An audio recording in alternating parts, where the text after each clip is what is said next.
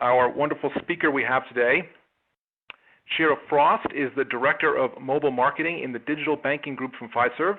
Leading the Mobility Product Marketing team, she is responsible for communicating mobile banking and payments capabilities to FiServe customers, as well as driving thought leadership in the mobile space. Prior to joining FiServe, Shirra was a payments consultant for a global firm providing strategic planning and analysis for banking and payment services to clients, including financial institutions. And we're very, very happy to have Shirra with us today. Before we sort of jump into the meat of the discussion, I would like to just reiterate something that Phil said at the top of the hour.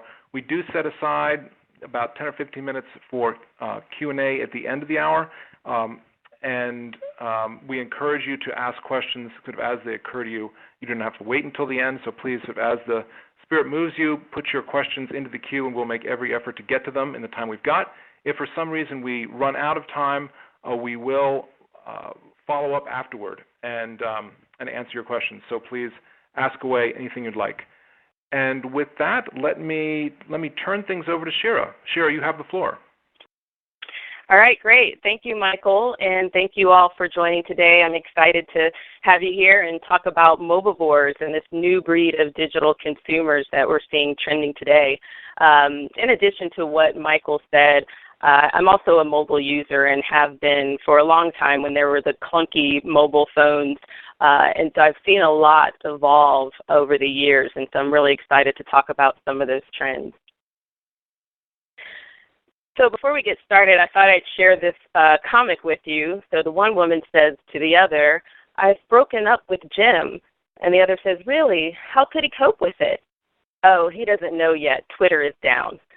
And I think this comic is very indicative of how we communicate today. You know, less and less folks are actually using their phones to speak. Instead, they're texting, instant chatting, going through social media. So it's really important to remember this as we're thinking about how to serve today's customer. So what I'd like to do really is talk a little bit about what's going on in the industry, some of the trends that we've been seeing from current to even future trends as it relates to mobile. Also talk about the consumer migration to mobile and the shifts that we're seeing as more and more people are reaching for their mobile phones first to conduct all types of activities. As well as we want to talk about how can we meet consumer demand and expectations in this brave new world, and then how do you best serve and deliver the best digital banking experience for these customers. So with that, let's take a look at kind of what's been going on from a transaction volume point of view. And as you can see here, we're looking at different transaction volumes over time from 2011 to estimates for 2015 in the various different channels. And if you look at that green line, that represents online banking transaction volume. And as you can see, that dominates across all different channels. But look at mobile. That's the orange line there, and you can see that steep curve, and it's really growing the fastest, more than any other traditional channel. And we're at almost 30% CAGR from 2010 to 2015. So it's really clear that consumers are shifting some of their basic activity to self-service channels. And it's likely that mobile channel popularity will really mimic that of online banking and probably surpass it and gain even more popularity in the not too distant future. And if you take a look at this chart, you can see with the gray line there, that's looking at smartphone penetration. And this is just looking at a year's worth of data. But you can see that smartphone usage has steadily penetrated over the last year. And it's been increasing with almost 80% of people in the U.S. now owning and using a smartphone. And looking at the yellow bars there, you can see that mobile banking penetration has kept pace. And we now have over 70 million active users, and this is looking on a month-to-month basis in the U.S. So that's pretty significant, and it's interesting to see that correlation between mobile banking usage and smartphone penetration. So let's take a look at 70 million in context. If you were to map 70 million mobile banking users to the U.S., it actually maps almost the whole West Coast and most of the Midwest that are active mobile banking users. However, that does not really give you the sense of what's going on with online banking users, because we're really at over 200 million users, and if you were to map that to most of the U.S., it accounts for pretty much the whole U.S. except for the eastern coast. And that's not that surprising, since the online banking users, it's really had a 20-year head start compared to mobile banking. Mobile banking, as we know it, has really only been around for about maybe 7 years, but it's already at 70 million users, actually more than that, and did not, actually had more of a ramp up than online banking users did. So, as you're thinking about this, the key point is that mobile banking usage has huge growth ahead of it, and it's really going to eclipse online banking before we know it. And let's not forget about the tablet usage. That's actually had as much or maybe more of a ramp up than the mobile banking usage over the year, and it's forecasted to represent over 50% of mobile adults will be banking on tablet by 2018. So it's really important to look at both what's happening in mobile and tablet and how to serve both of these devices in the not too distant future. And let's take it a step further and really look at this by demographics. So with this chart from ComScore, the blue line really represents how much of the population in that demographic uses a smartphone. And then of those that use a smartphone, what percentage are mobile bankers or tablet bankers? And so as you can see, there's adoption across the board. No matter what age demographic you're looking at, you're going to have mobile and tablet bankers.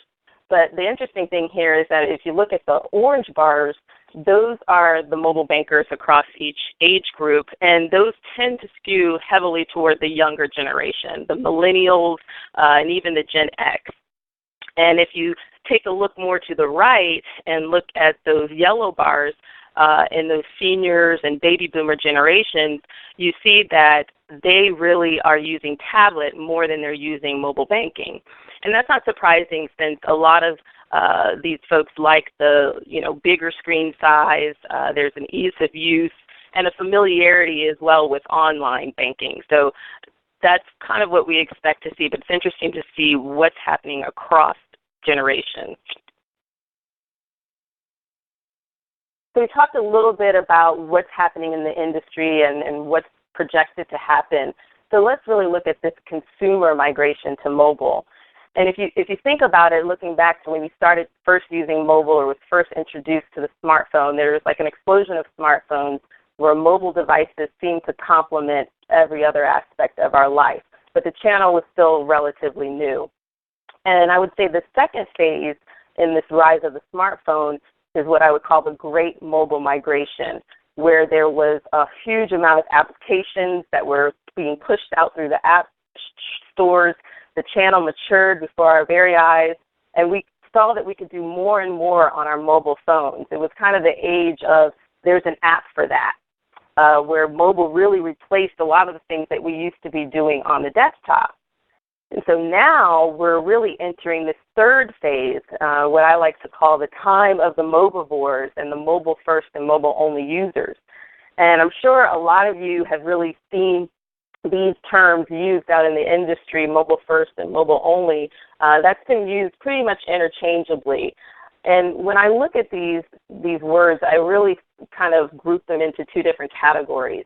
The mobile first users, I would say, are more like the millennial generation, where they have other devices and things that they can use, but they prefer to use their mobile channel first. That's what they're reaching for. That's what they're going to, because they want to do things quickly and easily through their mobile devices. Whereas there's other customer segments like the underbanked population, as well as some minority groups that may only have the means to use a mobile phone to access the internet. That's their primary way to access their channel. They don't necessarily have a desktop or that online channel to use, so they use it because it's their means of access. So when you think about these terms, let's think about the different drivers, our preference versus access. But regardless of how you look at this, we like to use the term Mobivores to encompass all of these mobile-only, mobile-first users. And Mobivores are everywhere. Here's a chart from ComScore that really looks at which platforms consumers are using to access various content. And as you can see, mobile first or mobile only is happening across all categories here. If you look at social media, sports, health, especially weather, there tends to be a lot of folks reaching for their mobile only to access these different digital properties. And that's the same when you look at what's happening in banking arena. So according to ComScore, they are saying that the numbers for mobile-only users accessing mobile banking tend to be around 25% of the mobile banking users that are mobile-only customers. And we at FiServe, we've done some of our own research around this and found that it kind of lays between 15 to 20%. So I would say anywhere between that 15 to 20, 25% category, you can pretty much assume that that amount of your mobile banking base are true mobile-only customers. And consumers are wanting to and are already opening more accounts through mobile. This is a chart that Javelin put out actually this year, looking at the number of accounts or the percentage of accounts that were opened with a smartphone or a tablet. And even just looking at that big significant change from 2013 to 2014 shows you that consumers are going to their digital channels in order to open accounts. And, this might belay the truth a little bit because this data is showing both smartphone and tablet. And we know that a lot of users are doing lots of things on tablet really through the full online banking channels. They're going to their tablet, they're going to that online banking channel browser to do things like open an account versus using a true app. But as more and more financial institutions make this feature available to open accounts through your mobile banking app or tablet app, we know, according to this, that 70% of consumers who plan to apply for a checking account would prefer to do so via digital channels. So they're already doing it however they can, and they would prefer to continue to do it and even more want to do it. So it's really important to think about this as you're strategizing and implementing your own feature functionalities through the mobile channel. So we've looked a little bit at the emergence of these mobile-first users. We've talked about how and where it's happening. So let's take a look at who's really driving it. And if we drill down a little bit more and look at mobile-only users from a generational lens, we see that mobile-only tends to skew heavily toward that millennial generation. And in fact, you could almost make the assumption that millennials equals Mobivores and that they're one and the same because the proportion of millennials that are mobile-only users are really growing rapidly. And I think, and you can see it here, if you look at the total population, 20% of the population are represented by millennials. But when you look at the total population of mobile banking users, millennials represent almost half of that mobile banking user base. So they really make up a disproportionately larger part of your mobile banking user base, and they're very important to consider when you're figuring out what you want to do in that channel. And, why do millennials matter? Why should you care? I know there's a lot out there in the industry today that, 1 minute you should care about millennials and then the next minute you shouldn't. But just want to talk to you a little bit about this target group. For starters, this group is really entering the most important part of their financial journey. A lot of them are making their first home purchases, they're getting their jobs, they're really starting to grow and evolve in their education, their buying power. A lot of them are homeowners and tend to do home improvement loans and doing things like that. They're also investors. A lot of the millennials are really looking at their financial security by investing in things like 401ks and mutual funds and money market accounts. In fact, half of all millennials have some investment of some type. And last but not least, they're debtors. 65% of college-educated millennials have some type of loan, like an education loan or a mortgage, car loan, or a personal loan, which makes them great customers for banks and credit unions. And so, when you're thinking about this, the fact that they're growing in their incomes, they have more buying powers, they're doing more investment, this coupled with the fact that this generation is becoming the largest generation out there makes them a highly coveted generation that financial institutions really should think about when they're targeting growth and acquiring new customers. And we know from our own research that mobile bankers in general are profitable.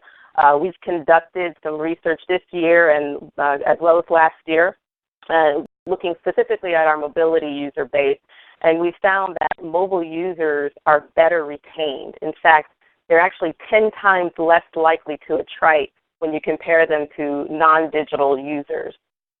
Mobile users also have more financial products with their financial institutions. In fact, they tend to have twice as many products when you compare them to the non-digital users or those that are going to the branch channel or ATM.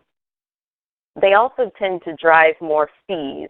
And by that I mean they're a lot more engaged, they're transacting more, so they tend to rack up more monthly service charges, card activity charges, as well as things like wire transfer fees. And lastly, mobile users cost less to serve. The average cost per transaction through the branch channel is around $4 versus when you compare that to only 10 cents average transaction cost through the mobile channel. So there's a significant ROI opportunity here that's available by attracting more mobile banking users and customers to your base. And mobile bankers drive the right metrics. Here's a look at some other research we conducted this year on the mobility users, which are really comparing the various metrics for non-digital users, meaning that they're not going through the online or mobile channels, versus those that are the online users primarily going through online channel versus the mobile channel. And as you can see across each of these metrics, users that are transacting through the mobile channel tend to drive the highest fees, have more accounts, more transactions, and more loans with their financial institutions.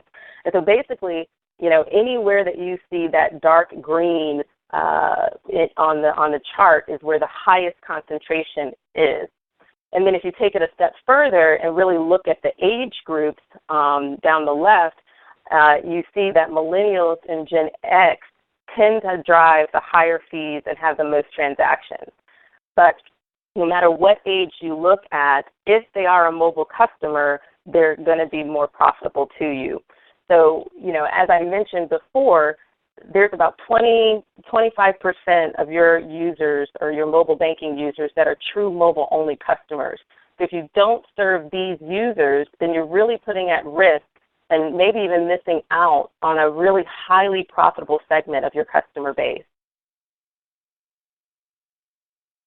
So let's take a look at what mobile-only consumers are expecting in their mobile app experiences. How do you meet the consumer demands and expectations?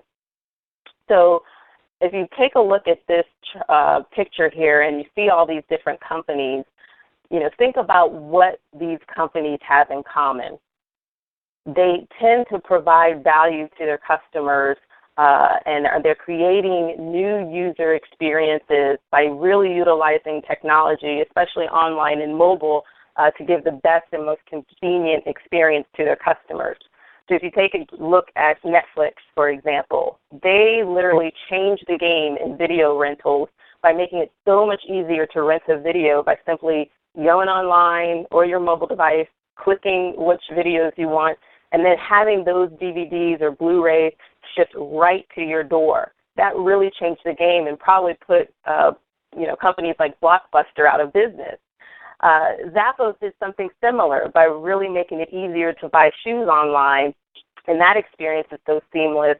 I mean, I love using Zappos because even the return process is very easy. And then a company like Starbucks that really were one of the first innovators in mobile payments at the point of sale, because with their mobile app, they actually allow you to load up your prepaid card through the mobile app and then pay for it at the point of sale by having the cashier just scan the barcode or QR code that's in the app. So all of these companies have really delivered a real unique and differentiated value and service to their customers that have caused a lot of their customers especially to remain loyal and continue to using their service. And as you'll tend to see, it's not as much about the product itself, but that service and experience that these companies are providing to their customers. And this kind of leads me to this statement here. Consumer experience should lead product strategy, not the other way around.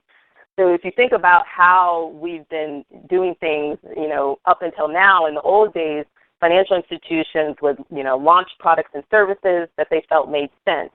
But the world has changed, and consumer experience now is really what's driving the evolution of especially B2C products.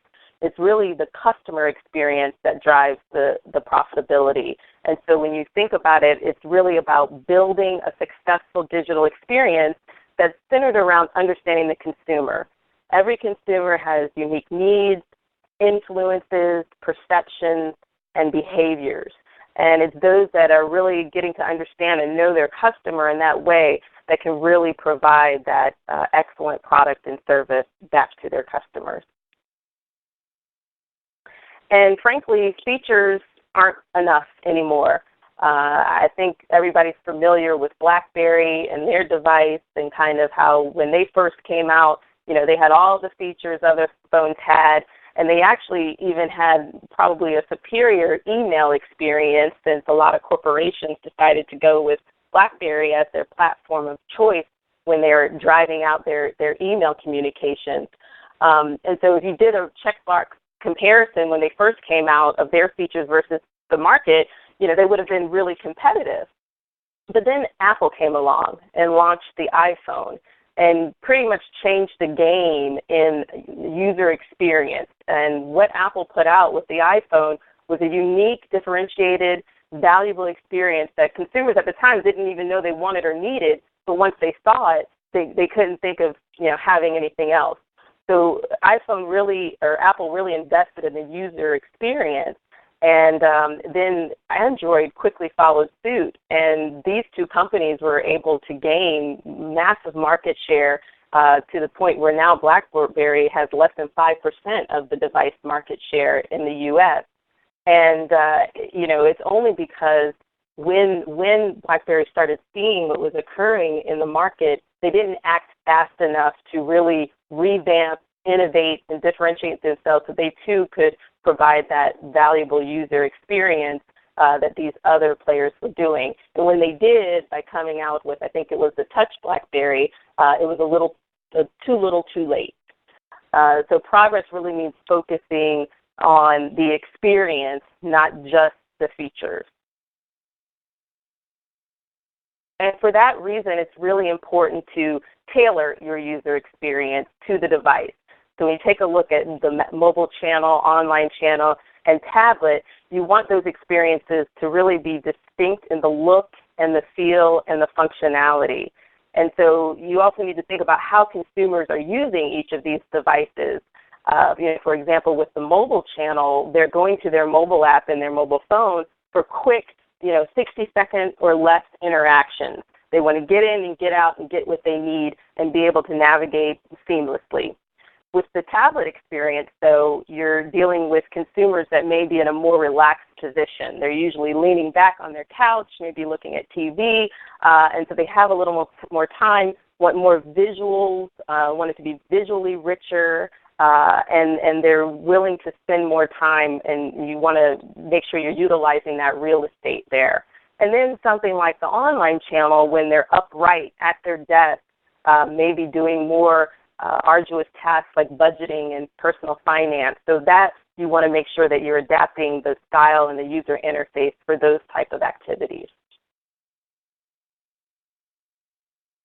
And, we all need to be thinking about this because there's a lot of alternative payment providers that are out there, and they're already fulfilling the needs and finding the gaps that financial institutions might not be offering, that now they're offering the service to. And so, if you think about PayPal or Venmo, those two companies have become synonymous with P2P payments now. Most consumers aren't necessarily thinking about their financial institutions. They're thinking about PayPal when they want to do a person-to-person payment. And now with Apple Pay and Google Wallet and Android Pay coming out, these players are starting to change the game around the mobile payments point of sale. So consumers are starting to flock to them, and they're starting to gain loyalty with them. So it's just important as you're thinking about these things to think about how you can innovate and be that different player out there that serves all the needs of your consumers' payments and banking needs. One of the good things, though, or the good news, is that consumers still would prefer to use their financial institutions for things like a mobile wallet versus any other wallet. If you look at what's going on in 2014, when consumers were asked their likelihood to select a company as their mobile wallet provider, 45% in 2014 said that they would rather have their financial institution. Now, as you can see, though, that dropped from 47% last year, and PayPal, which is next in line, is, hedging up pretty close at 42%, which is increasing. So while consumers still trust their financial service provider and want to use their financial institution for most of their payments and banking needs, that gap is closing. And so financial institutions really need to think about how they can answer the call of their consumers and not let some of these alternative payment providers come in and circumvent them. And, overall, I think the main thing is to remember that technology and consumers have created new demands for an integrated experience. Things like the iPhone have increased people's desires to really have a fully integrated experience. And Apple did a great job of using their device as a central hub for many other aspects of a person's life. So most people with an iPhone, they know they can go get their music, their photos, access the cloud. Their phone has everything and anything they need in order to interact in their digital lives. And so that should be the goal of a financial institution. You want to become the most convenient place for digital financial management. And so you want to empower your digital banking to be the most convenient and trusted place for consumers to manage money, pay, and get paid by anyone they know or owe. So how do you do that? We've talked a lot about what's happening in the industry, how there's more and more mobile-only users, and what these users are expecting in their mobile and overall digital experiences. So now let's talk specifically about how you can deliver that compelling, best digital experience for your customers. So I love to show this quote here because Pew Research Center actually stated this in January of this year, and they said this year millennials will overtake baby boomers. For so long, the baby boomer generation has been the nation's largest living generation, and now millennials are surpassing that. So it's important to understand the millennials and this next generation, which is really Gen Z, and we call them digital natives, because they are interacting with digital technology from a really early age. And I think a lot of you who are parents out there, you know this because 2, 3, 4, 5-year-olds everywhere are taking over their parents' tablets and really figuring out how to play games and entertain themselves, often with little guidance from us. So I like to talk about Thomas Flores here. He's a perfect example of a digital native. And he actually did a TED Talk. You could probably look it up. I'm sure it's still up there.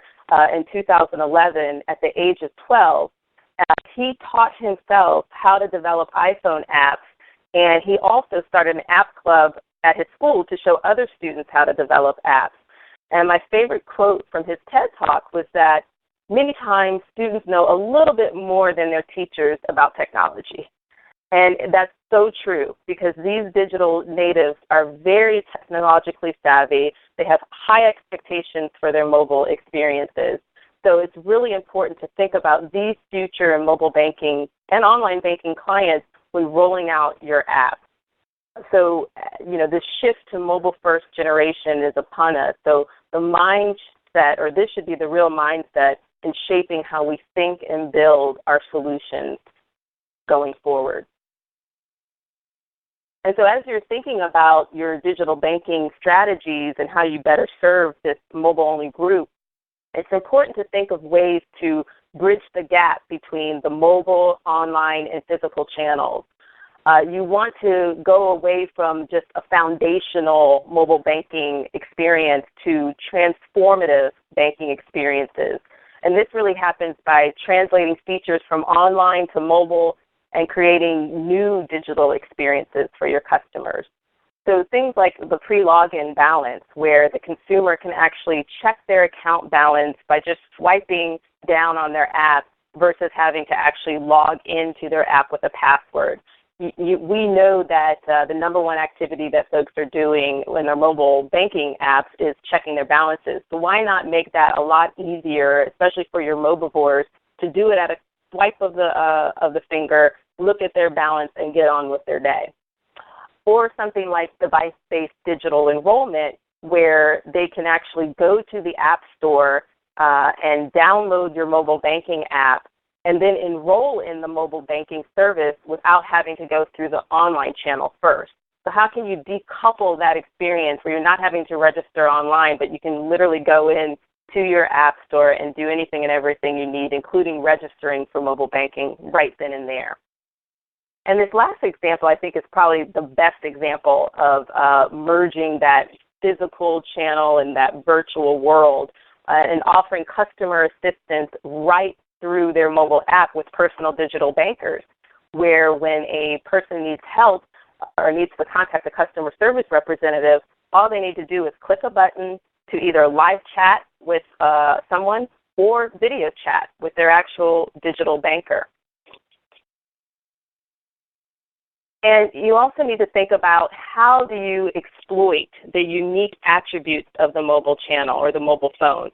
So things like the camera can be leveraged to snap a photo of a check or a bill, really utilizing push notification features to get messages and alerts to your customers. I think a lot of customers are used to push notifications in their other not mobile apps in general, like LinkedIn or Facebook, where they get friend requests. So they're used to getting those type of notifications, and they want to get that from their bank as well. Also utilizing GPS, but not only just to find a branch or an ATM, but also to maybe push out offers to your customers that are within the vicinity of your branch or within one of your retail partners so that they can take advantage of rewards. And biometrics, and we'll talk a little bit about that in the next one here. So taking a look at biometrics as options, things like fingerprinting, voice recognition, and face recognition can really enhance the authentication process and provide quick, secure access to your mobile banking app and eliminating the multiple login credentials. So, a lot of the latest smartphones, like the Apple iPhone 6, has Touch ID. So they have the fingerprint sensors.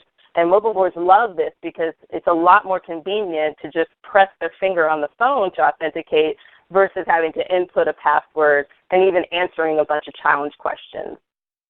And things like voice, where you actually utilize the voice recorder on the phone to authenticate your voice print in order to get into the app or your phone. And then lastly, the face recognition.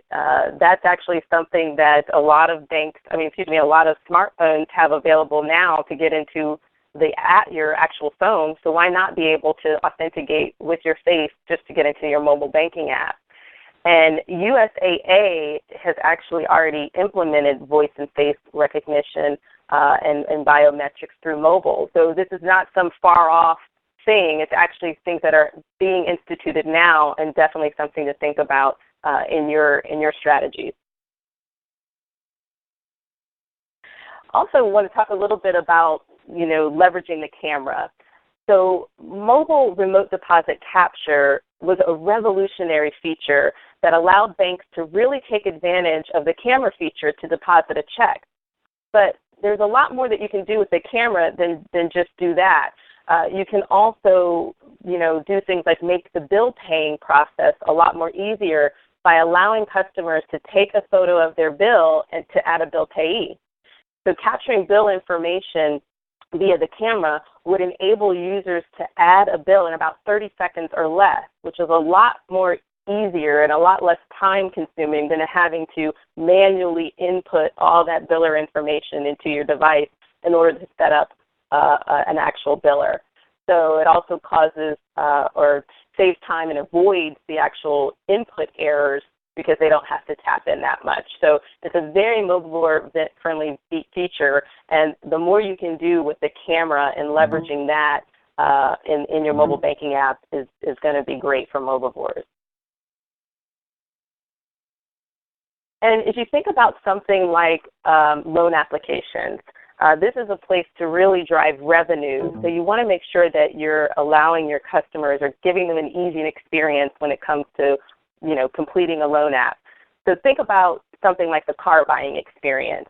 Typically, consumers will, get a loan through the dealer because they happen to be at the car lot. They see the car that they want, and they just can't wait. They want to get it now, and so the salesman talks them into going with the dealership and going with dealership financing.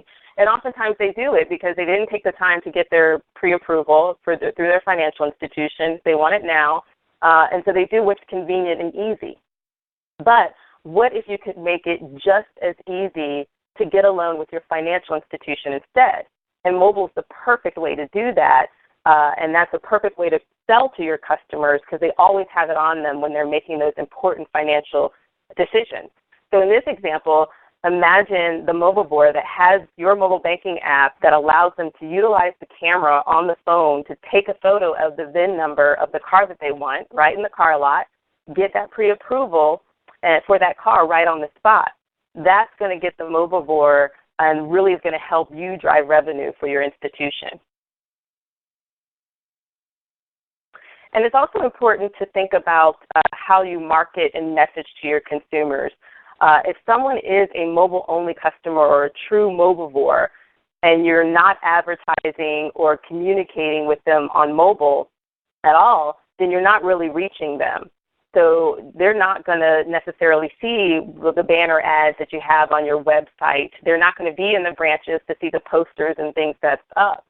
So you really need to think about the mobile channel and how you can create the new marketing experiences right within your mobile banking app. And you want to keep them engaged by providing important and relevant information to them right within the app. I think it's also important that, as you're thinking about your investments, that you really focus on delivering differentiated value and providing a compelling user experience.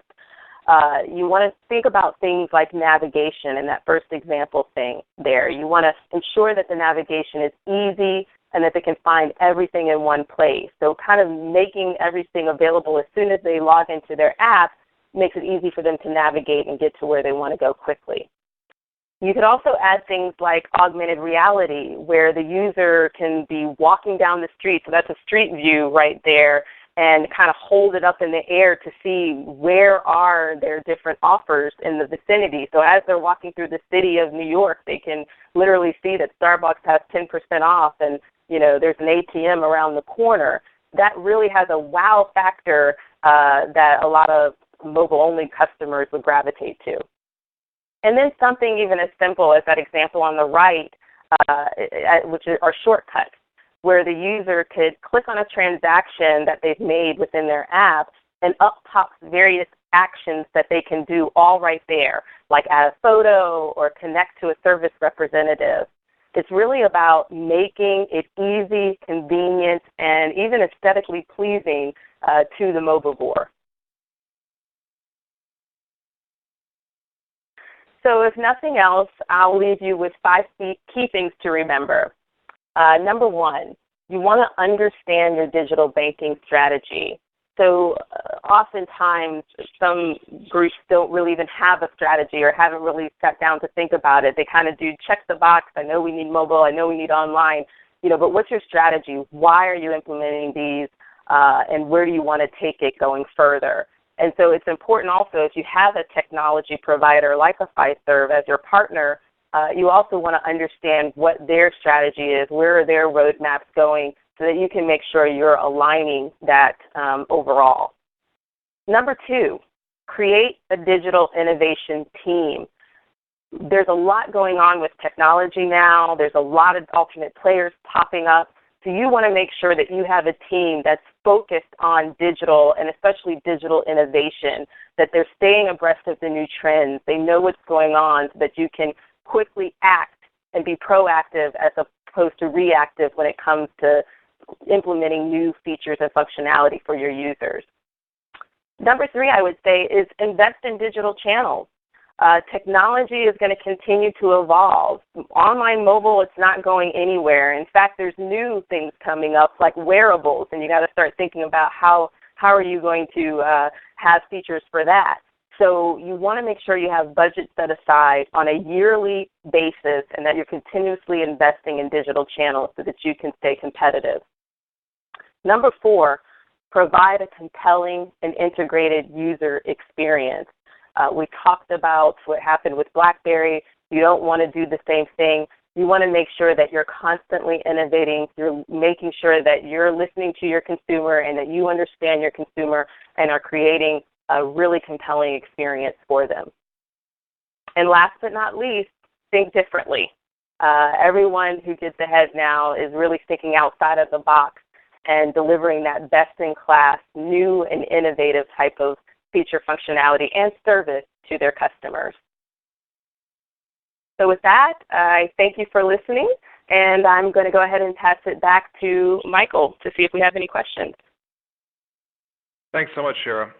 Yes, we've got, as promised, we have about 10 or 15 minutes set aside here, still left till the top of the hour. So, and we do have some good questions coming in. I encourage anyone that's got a question to put it in the queue now, and we'll get to it. So, Shirra, if you had a chance to get a sip of water, I know it's always a challenge when one person has to carry the load for the whole hour. So, thanks so much. All right, first question. Does FiServe have any research on mobile-only customers that you could share? Oh, yes, actually. Well, I think everybody will be having access to this presentation, which has some of our research in here that definitely you could take a look at after this presentation. But also, we recently released a white paper entitled The Rise of the Mobivore. And that's actually on FiServe.com. So you could go to FiServe.com right now and type in our search capabilities, The Rise of the Mobivore, and download that. That has a lot more information on this topic. And lastly, I also have FiServe conducts a consumer trend survey every year where we do take a look at mobile banking users and tablet banking users along with online and bill pay. So I encourage you to go to our site and download the consumer trend survey as well to get some more information. Excellent, excellent. Thank you. Next question here. Should financial institutions develop their own mobile wallet or go through a third-party vendor? That's a good question. I really think that depends on what your institution's individual digital banking strategies are and your budget. Whether you decide to develop your own mobile wallet integrated within your banking app or not, I think it's important that you do make sure your card is included in other third-party wallets like Apple Pay. You really want to make sure that your card is top of wallet, because once your card is in a mobile payment app or service, it really tends to stay there. So to keep your financial institution cards at the top of the mobile wallet, that's really what you should be striving for, especially now. Next question? Excellent, excellent. Thank you. Yep. Next question is, how do you estimate the number of mobile-only users in your customer base? Well, that's a good one. There's not an exact science to this, but there are a couple ways that you can look at it when you're really wanting to estimate what are the mobile-only users in your base. One thing you could do is look at the number of millennials that you have in your customer base, so you can roughly gauge, mobile-only users, since they tend to fit into that mobile-only category. Another way that FiServe, we've done it, is that we've taken a look at this number internally by looking at the transactions made by those users that are active in the mobile channel but not active in the online banking channel for at least 180 days or more. So if you have the ability to do the analytics around there, that's another way to estimate or gauge the number of mobile-only users in your base. Excellent. Thank you. All right. Good. Lots of good questions coming in. Thank you, everyone in the audience. Next question, what are your recommendations regarding attribution/measurement methodology, both within digital channels and across the online-offline space?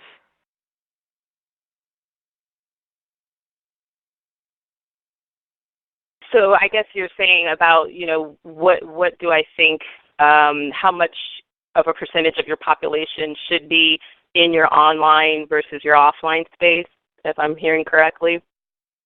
I think that's going to, change, and it's going to be dependent on every individual financial institution.